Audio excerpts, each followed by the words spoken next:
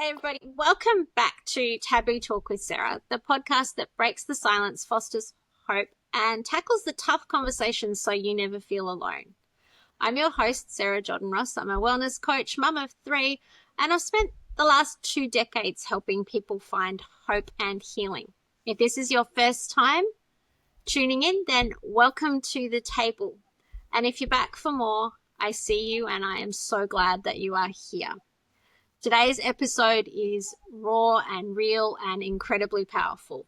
I'm sitting down with someone whose story touched me in the best possible way. Nikki Everett is a criminal justice veteran, author of Uncomfortably Comfortable, which I have to admit I like that name, and the founder of She Is Mental. And I'm going to have to get her to unpack that for us later on through this interview. Nikki's turned her own experience of complex PTSD into a mission of advocacy, education, and truth-telling. She doesn't just talk about mental health. She lives it, breathes it, and leads others to it. So, Nikki, welcome to Taboo Talk. I've been following you for a little while, and I am so glad you are here. Oh, thank you, Sarah. So, for those of you who aren't familiar with your story, can you share a little bit about what led to your diagnosis of PTSD and what that journey was like for you? Yeah, sure. So I had a normal, average life. Over my career, I've worked in palliative care, mental health, and the prison system.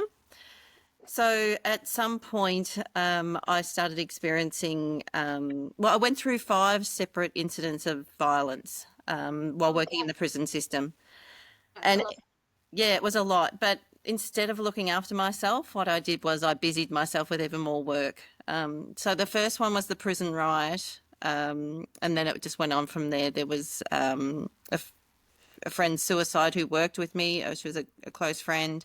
I got caught up in a mental health patient's home. Another one was a big prison fight. And then the last one was a prisoner. I got caught up in a prisoner and prisoner stabbing inside one of the prisons. So with nothing but other prisoners around me. So because I wasn't taking care of myself, I should have been debriefing, and I should have been, with the self-care at each incident. I ended up crashing at that final one. Was there any indication along the way that something bigger was brewing, or did it take you completely by surprise?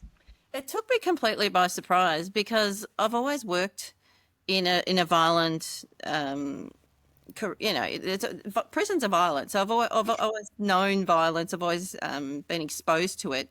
And I didn't really understand what PTSD was. To me, it was something that people got once they'd been to war. Combat soldiers came back with PTSD.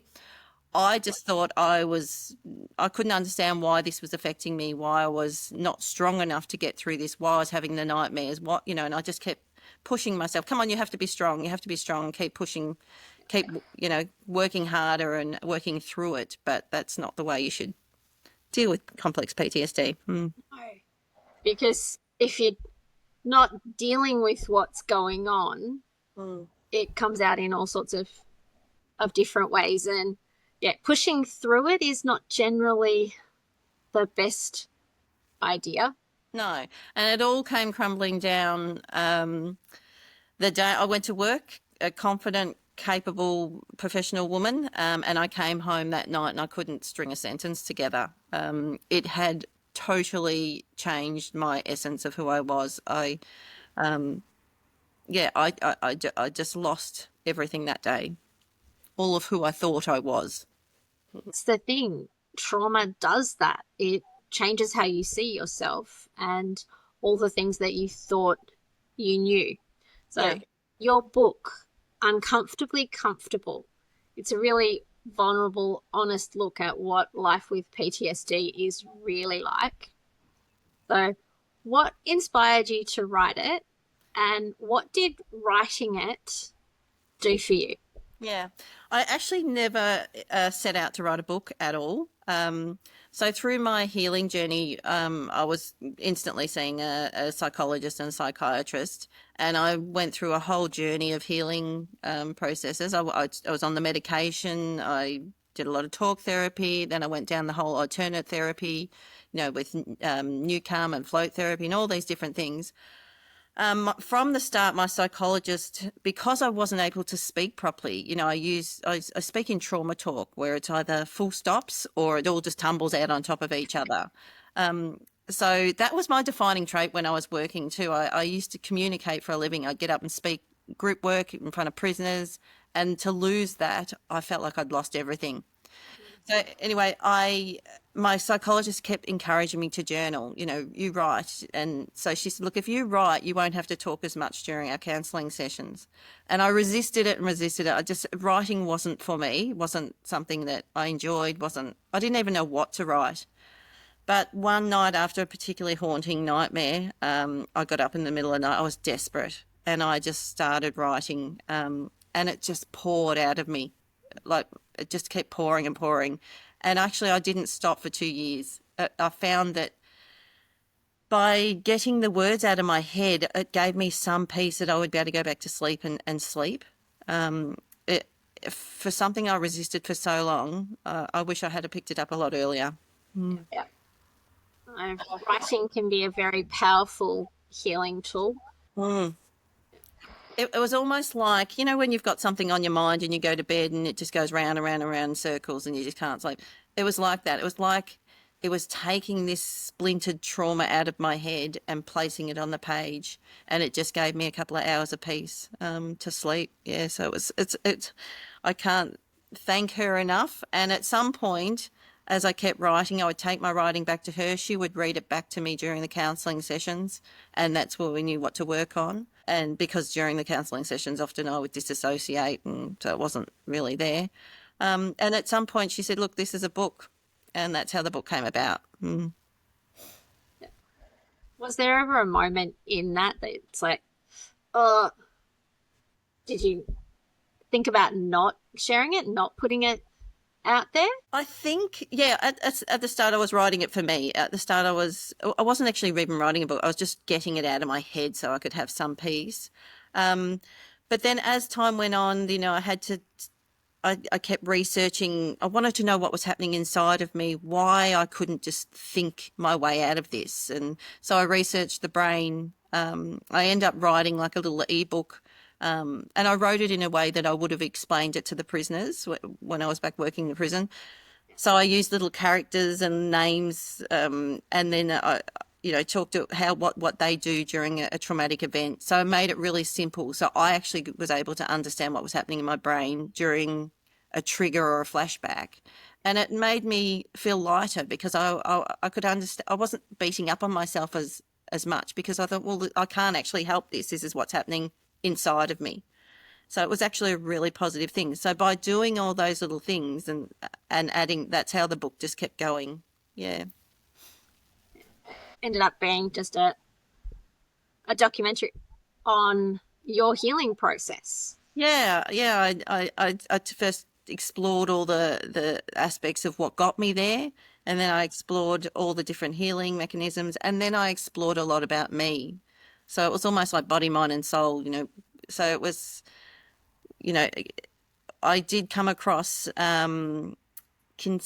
I never say it right. It's one of those words that doesn't stick in my head for some reason. Kintsugi. Kintsugi, is it? Yeah. That's the Japanese method of repairing bowls with gold and embracing the flaws, making them stronger. And that's the metaphor I used the whole way through, that I should embrace my flaws. I am actually not less than a person because I'm living with complex PTSD. I'm actually more. So it was a really powerful metaphor for me. Yes, I love it too. And the interesting thing was, as you mentioned it, that was actually the next question I planned on asking you, was how that's fed into your healing and your philosophy on things. And I love that idea too of they take the broken pieces of something and put it back together using gold, and the flaws then become even more beautiful than the object was originally because of those flaws. Yeah. those who Yeah, don't know what we're talking about. yeah, it celebrates your flaws. It makes you more interesting, more resilient, and more valuable through the experiences we've been through. So it's um, highlighting our flaws, which is actually giving them strength. So it's a really powerful metaphor. It is. And for me, it changed the way I looked at myself too. So that was a real shift. Prior to that, I beat up on myself a lot. Like, you should be stronger. This is, what's wrong with you, and just now I don't feel that way. I feel that I'm actually more rather than less. So when did you feel that shift happen? When did you stop beating up on yourself for not being all those things that you thought you should be, or not being able to handle it the way that you thought you should? Yeah. When did it shift to, actually, these experiences have made me more than I was. I'm not less because of all of this. I'm actually more. Yeah, it was a really non big event, but it was a real big shift in the way I thought about myself. There was a couple of little things that made it happen, but one of them, I was sitting there reading, the Hungry Caterpillar story, children's story. I was reading that to my granddaughter, and for some reason, like, she was only 3 at the time, but for some reason she was asking these really insightful questions. But she wanted to know why the caterpillar went into the cocoon, and what's she doing in there. And I for some reason the answers were coming out, and I was reflecting on my PTSD, that she needs to go in there to repair herself and stay in this cocoon. And my granddaughter saying, is she bored in there? When is she going to come out? And then I started thinking about my life. Well, yes, I've minimized my life so much through living with complex PTSD. I need to come out the other side. I need to start nibbling away and coming. So that was one of them. Yeah, it was just a big shift. The Kintsugi, that was another big shift. And I think 7 years of living in a little cocoon is a long time. I still live with PTSD, but I'm not hiding it anymore. I hid it a lot. I hid my strange behavior. I hid my triggers. I hid a lot about it, and it was really difficult. So now I'm not hiding it. I feel lighter, and that was the shift. It's when we become who we really are and embrace that, rather than trying to hide things that we think aren't going to be acceptable to everyone else. Yeah, And that also gives other people permission to shine as well. yeah. And I started thinking differently. I started using the hero's journey. Great book. Yes, very good book. So I started using that metaphor as well, in thinking that I'm not the victim of all these violent events anymore. I'm the hero. Put the spotlight on me. How was I resilient? How was I strong? How did I get through it? How am I still here? How am I functioning now? And what purpose am I bringing back from these experiences to help others?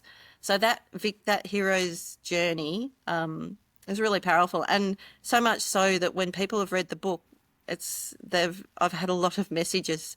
It's like the people want to contact me straight away and tell me their story, and they're asking for more. So I've started writing a bit of a guide of the pathway I took on it to give to others, so that they can change their narrative, their trauma narrative, and make themselves the hero. So what tips would you give to people just starting out on that? So one small little thing that they could do to start that journey.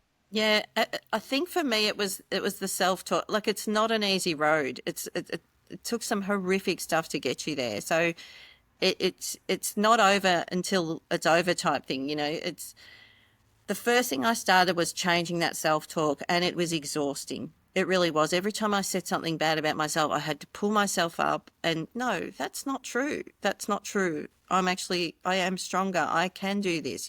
So that is exhausting in itself, but it's like teaching the brain that to be positive about it. One of the things with PTSD is that you get caught up in this negative feedback loop, where you're doing all these negative things, and you're avoiding life, and you're you got the flashback, and all these negative things are happening. You have to force positive in there. And and find the gifts in trauma. Because they are there. It's not a great experience to go through, but you can gain great things from it.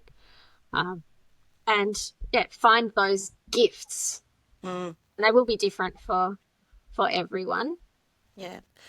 And another thing for me too is realizing that I was in this middleness. When I was in this brokenness, I thought that's me. That's me for good. This is how I'm going to die. I'm just going to be this broken healing person. And somehow I recognized that no, there was a before Nikki. There's a middle Nikki that's healing and broken, but there's going to be a new Nikki, there's going to be, and I just have to get to her. So that was a big realization for me. Yeah, that you've got to, around here we call it, you've got to go through the messy middle. There's that bit where, yeah, you can either say you're broken, but you're healing, you're becoming who you were meant to be. Yeah. You've got to go through that process. And unfortunately, you can't short circuit it. No. There's no, get me to the end point already. It doesn't work that way. Would be fun if it did. Yeah.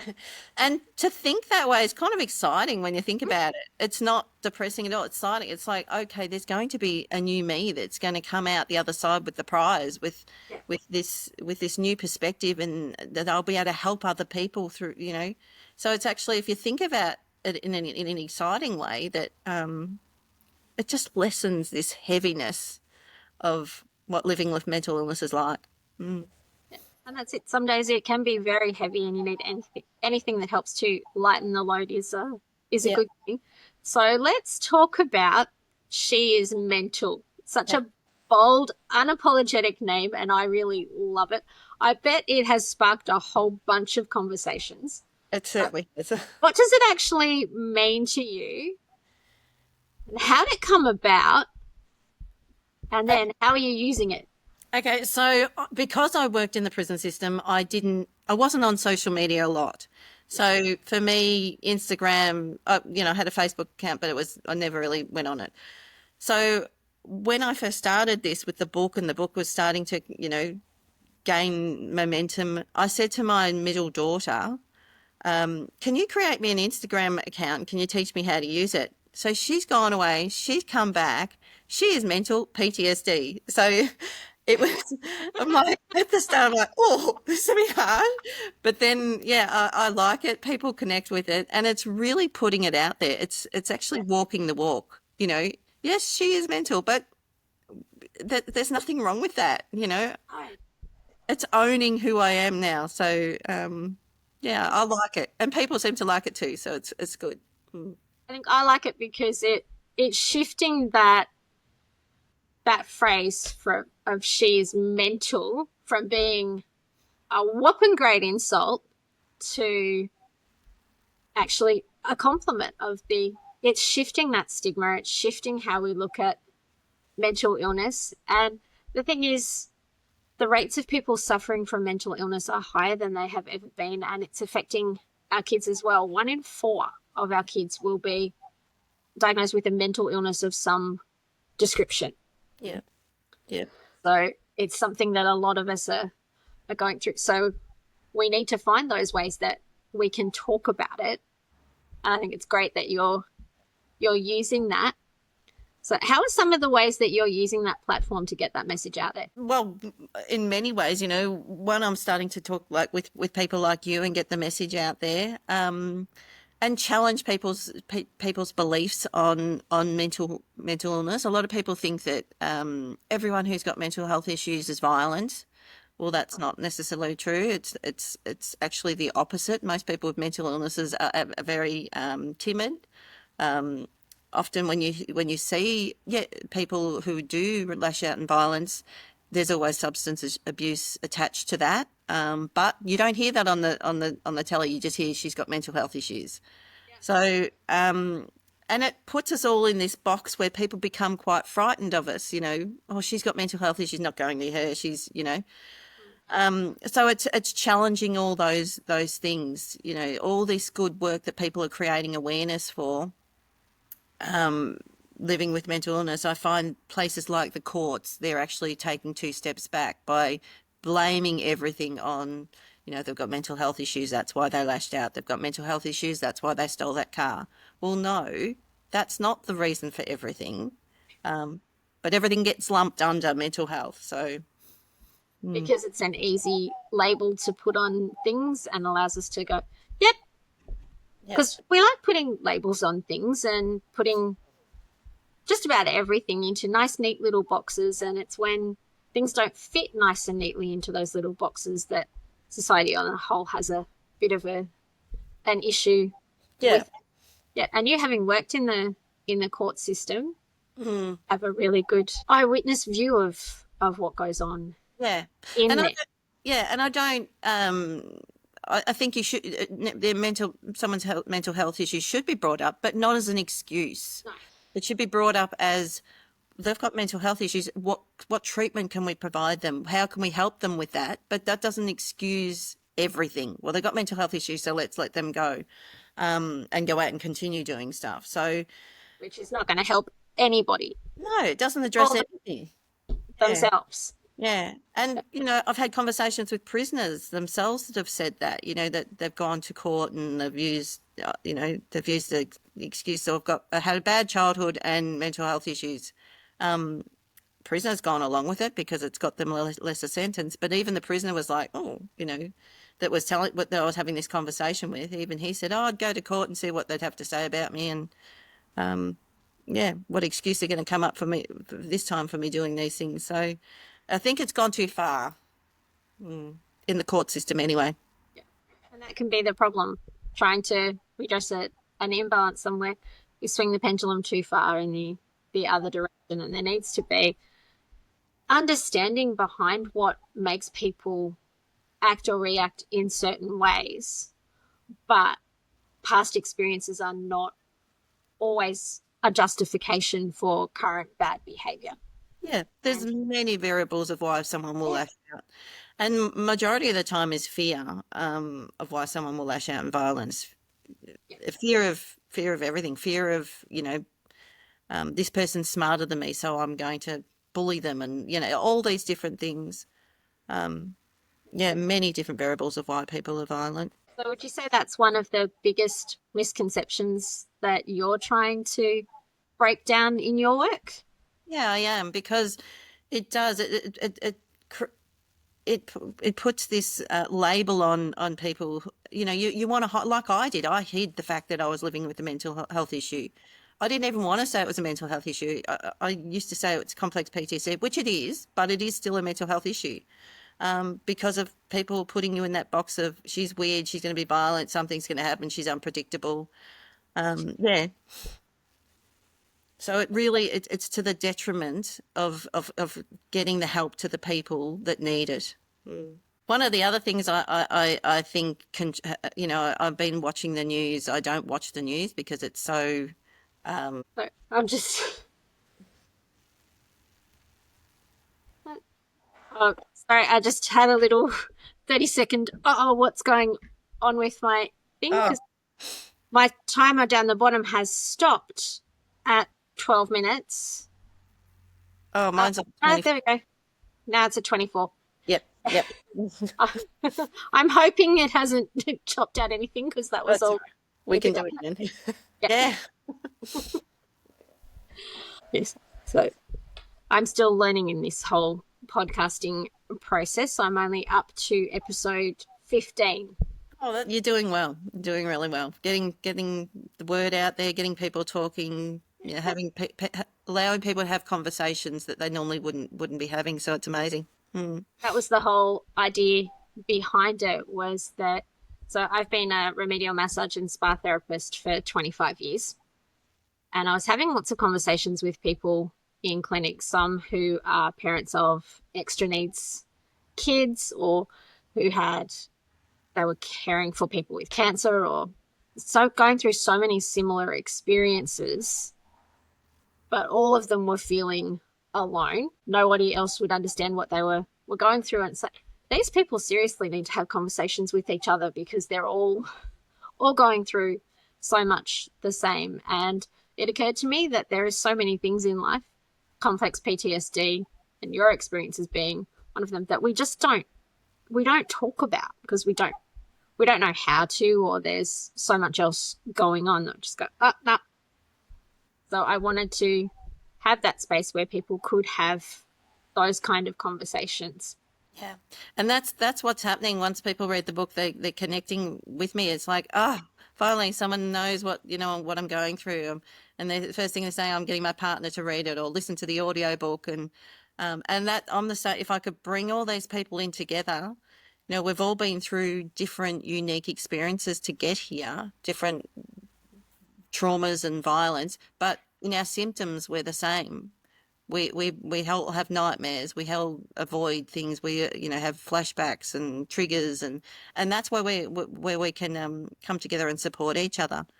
So yeah, but we're all out there living this on our own and not saying, not connecting, not talking about it.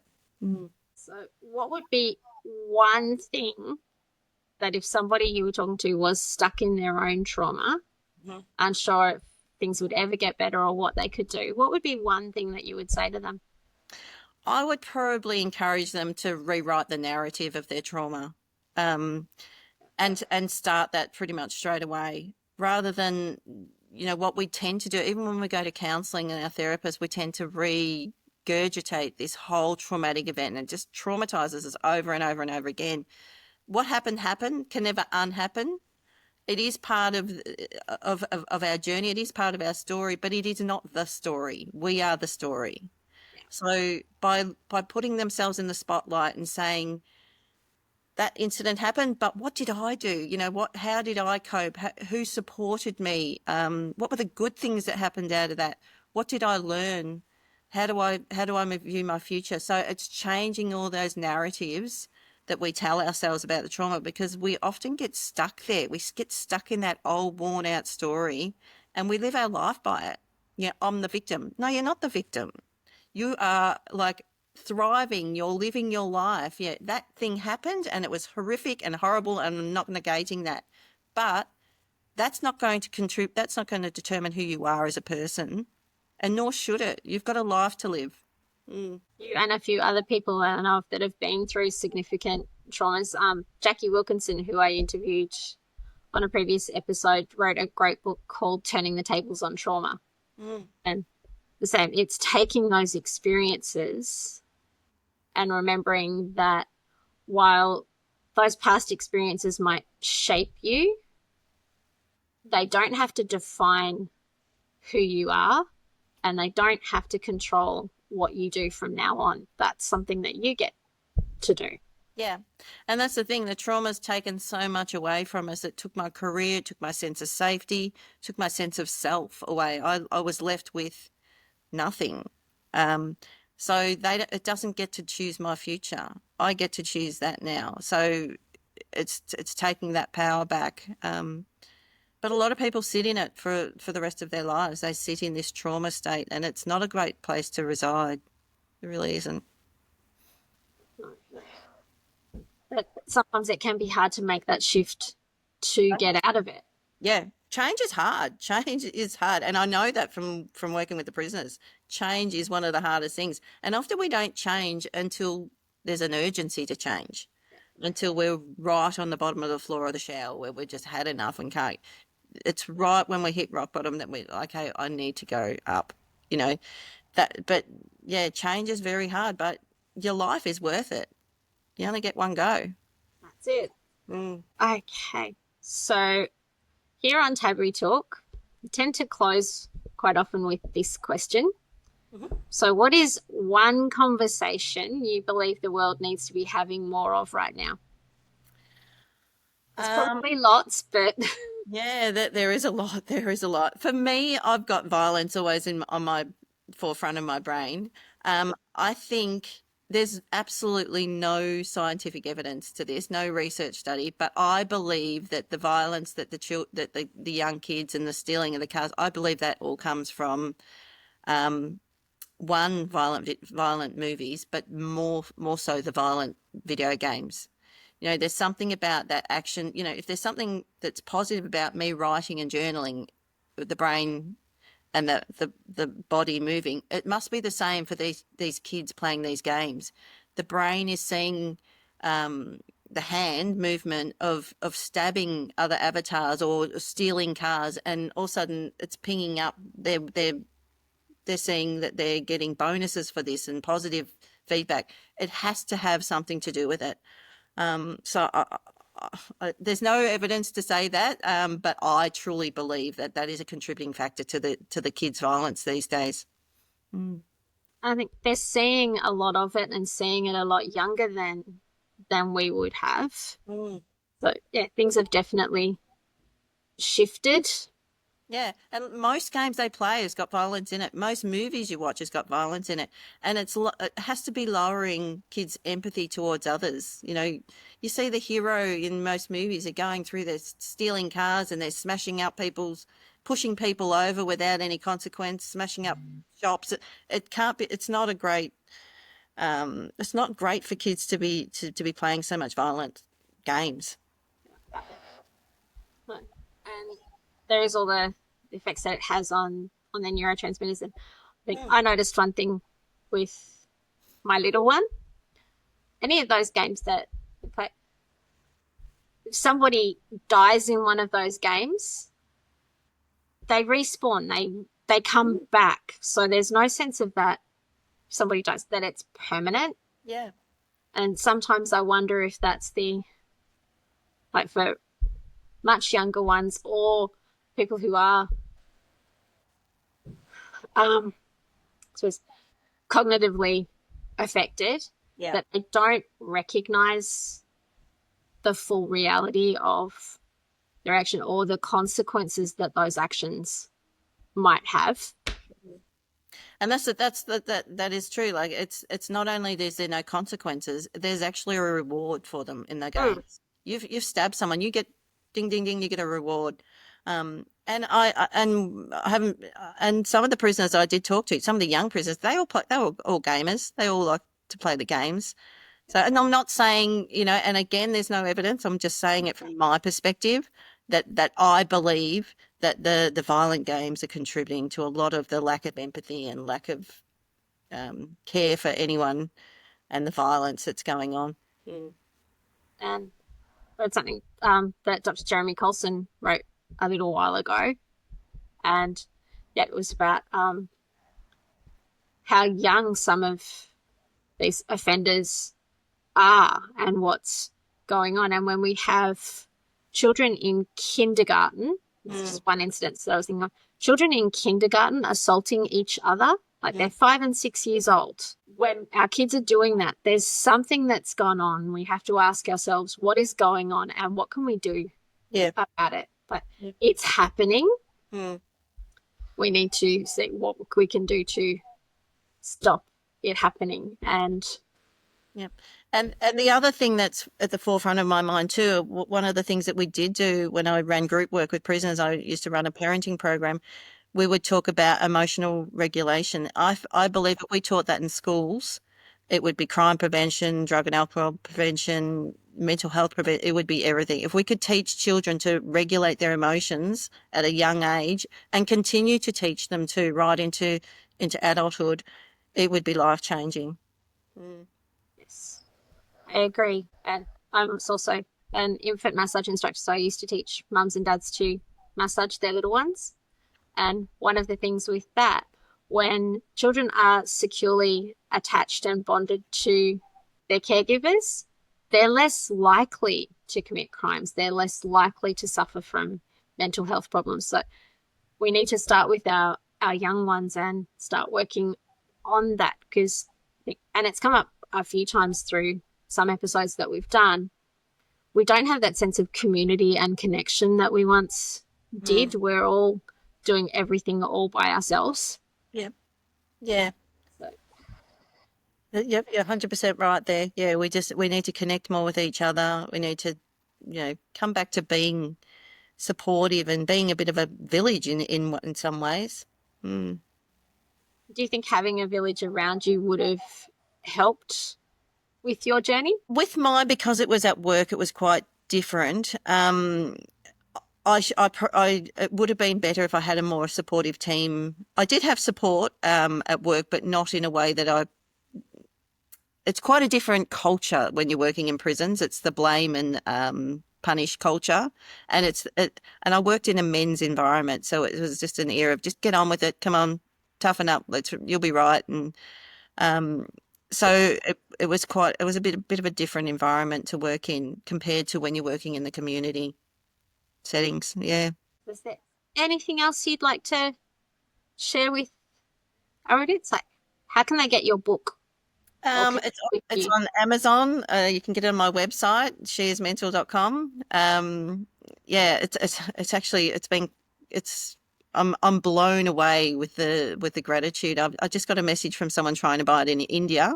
So it's sold in America, Ireland, England, Canada, Germany, Japan, and now someone's buying it in India. So it just goes to show you how trauma is non-discriminatory. Like it's everywhere. It's a universal problem. Yeah, yeah. But yeah, on the website, on Amazon, it's on most platforms. It's coming out on audiobook on the 2nd of May. So it's I ebook. love Audible. Yeah, yeah, Audible, Spotify. So yeah, it's out there.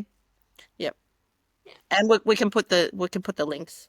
Yeah, we'll have links in the show notes. Yep. So I want to thank you for coming on today, for your bravery and for sharing your story and your truth, and for reminding us those gold-filled cracks can still be beautiful. So we can be broken and still beautiful. Yep. 100% true. To everyone who's listening, if this episode moved you, share it. Share it with a friend or with somebody who needs to know that they're not alone, that other people have been through similar experiences. And if we all get together, we just might be able to help each other get through it a little bit easier. And if you want to connect with Nikki, I will put links in the show notes for you to be able to grab her book or check out She Is Mental. So that'll be in all of the show notes. So until next time, take care of yourselves, take care of each other, and remember, your story matters. So please keep sharing it, because you are not alone, and sharing your story might be what makes the difference for somebody else. Bye for now.